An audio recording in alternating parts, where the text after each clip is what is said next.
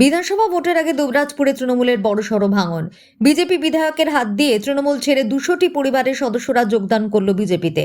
দুবরাজপুর বিধানসভার অন্তর্গত লোবা গ্রাম পঞ্চায়েতের একাধিক গ্রামে তৃণমূল সদস্যরা আজ বিজেপিতে যোগদান করল।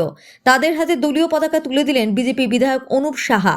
তিনি বলেন, দুর্নীতিমুক্ত সরকার গড়তে এবং দুর্নীতির হাত থেকে বাঁচতে তৃণমূলের কর্মীরা আজ বিজেপিতে যোগদান করলেন।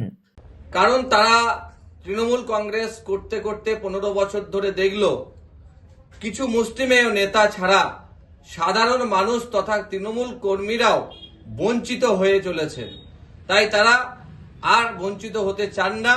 বাংলায় যে উন্নয়ন হতে চলেছে আগামী দিনে, ভারতীয় জনতা পার্টির নেতৃত্বে যে সরকার হবে, নরেন্দ্র মোদীজি যেভাবে দেশকে নেতৃত্ব দিচ্ছেন, আগামী দিনে বাংলার উন্নয়নে এই সমস্ত তৃণমূল কর্মীরা ভারতীয় জনতা পার্টিতে যোগদান করে এলাকার মানুষের উন্নয়নে সামিল হচ্ছেন।